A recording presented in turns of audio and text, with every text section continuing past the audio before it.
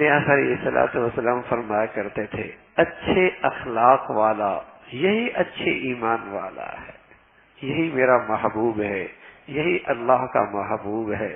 اور ایک مومن کے پاس جو سب سے قیمتی دولت ہے وہ یہی اچھے اخلاق ہے۔ اخلاق کا اعلیٰ درجہ یہ تو ادنا درجہ ہے، اعلیٰ درجہ جو سارا کا سارا اخلاق تین چیزوں میں ہے۔ اخلاق اللہ کے نبی کے اخلاق کا سارا حسن تین خوبیوں کے اندر ہے، اور وہ تین خوبیاں یہ ہیں: صل من قطعک، واعف عمن ظلمک، واعطِ من حرمک۔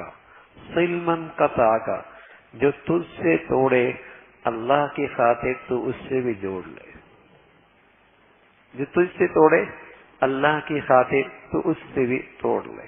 خاندان میں، گھر میں، رشتوں میں کتنے ایسے ہوتے ہیں جہاں دل خراب ہو چکے ہوتے ہیں، اور وہ کہتا ہے پہل یہ کرے، ارے میاں جو پہل کرے گا وہ اجر و ثواب پائے گا، جو پہل کرے گا وہ اخلاق کا اجر و ثواب پائے گا، وہ نبی علیہ الصلوۃ والسلام کے اخلاق لینے والا ہوگا، جو پہل کرے گا۔ جھکنا ذلت نہیں، اخلاق کا یہ جھکنا اللہ کے یہاں حقیقت میں عزت ہے۔ من تواضع للہ رفعہ اللہ، جو اللہ کی خاطر جھکا کرتا ہے اللہ اسے عزتیں بلندیاں نصیب فرمایا کرتا ہے۔ صل من قطعک، تو جھک جا اللہ کی خاطر، جو ملاتا ہے، جو جوڑتا ہے۔ صل من قطعک، جو توڑ رہا ہے، اس لیے کہ جو جوڑ رہا ہے اس سے جوڑنا، جو صحیح کر رہا ہے اس سے صحیح کرنا، یہ اخلاق تو نہیں، یہ تو برابری ہے۔ اخلاق اعلیٰ درجے کا یہ ہے، جو توڑ رہا ہے تم پھر بھی اس سے جوڑ رہے ہو۔ صل من قطعک۔ نظام الدین اولیاء رحمۃ اللہ علیہ کی خدمت میں ایک شخص آیا کہ یہ میرا بھائی ہے نا، ہمیشہ میرے راستے میں روڑے اٹکاتا ہے، کانٹے ڈالتا ہے، اب میں نے بھی طے کر لیا بدلہ لوں گا اس سے، میں بھی اس سے بدلہ لوں گا، اس کے راستے میں بھی اب روڑے اٹکاؤں گا، کانٹے ڈالوں گا۔ اب فرمانے لگے بیٹے وہ کانٹے ڈالتا ہے، تو بھی کانٹے ڈالتا ہے، دنیا کانٹوں سے بھر جائے گی، کوئی کانٹے اٹھانے والا بھی تو ہو، کوئی تو ملانے والا ہو۔ سبھی توڑنے پہ تلی ہوئی ہیں، سبھی توڑنے پہ تلی ہوئی ہیں۔ سچ ہے توڑنے والے بہت ہیں، جوڑنے والے تھوڑے رہ گئے ہیں۔ ہاں، نفرتیں پھیلانے والے بہت تھوڑے رہ گئے، پھیلانے والے بہت ہیں، ملاپ کرنے والے بہت تھوڑے رہ گئے۔ صل من قطعک، جو توڑے تم اس سے جوڑ لو۔ واعف عمن ظلمک، جو زیادتی کرے اللہ کی خاطر معاف کر دو، اللہ کی خاطر معاف کر دو۔ تم معاف کرنے میں جلدی کرو، اللہ تمہیں معاف کرنے میں جلدی کریں گے۔ تم معاف کرنے میں جلدی کرو، اللہ تمہیں معاف کرنے میں جلدی کریں گے۔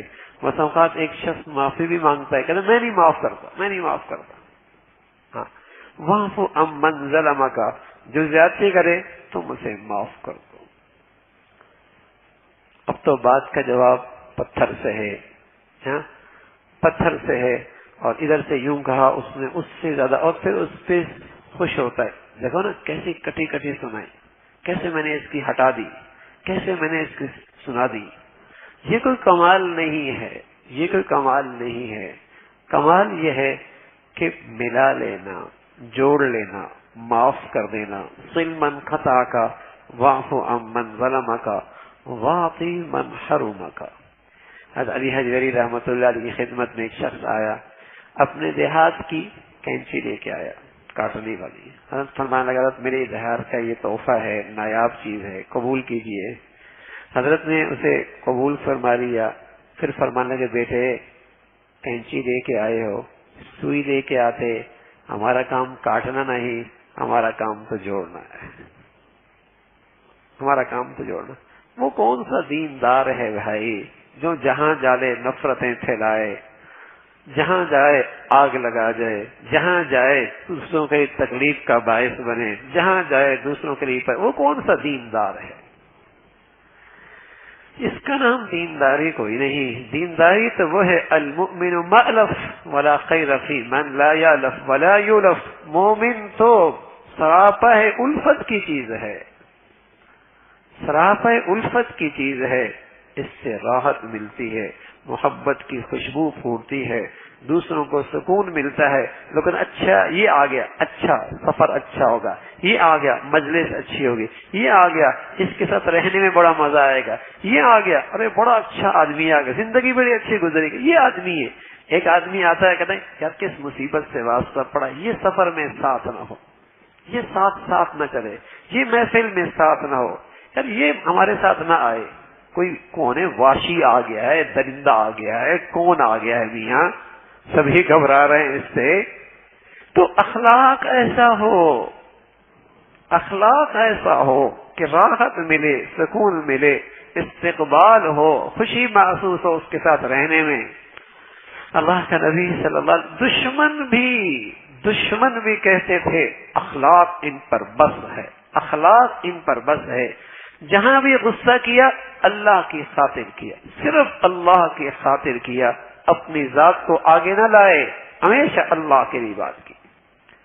تو سل من قطعک واعف عمن ظلمک واعطِ من حرمک، اور جو تمہارا حق ادا نہ کرے تم اس کا بھی حق ادا کرو.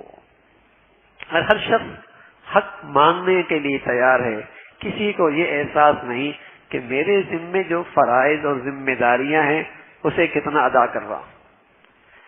ہر شخص کا احتجاج ہے، بیوی ہے تو احتجاج کر رہی شوہر میرا خیال نہیں کرتا، شوہر ہے تو احتجاج کر رہا ہے کہ بیوی میرا خیال نہیں کرتی، آج تو اولاد بھی احتجاج کر رہی میرا باپ میرا خیال نہیں کرتا. کیا مت ماری گئی ہے، اولاد بھی احتجاج کر رہی باپ میرا خیال. ہر شخص احتجاج میں ہے. یہ احساس کسی کو نہیں کہ جو میرے ذمہ داریاں، میرے فرائض، میرے اوپر دوسروں کے حقوق تھے وہ کتنا ادا کر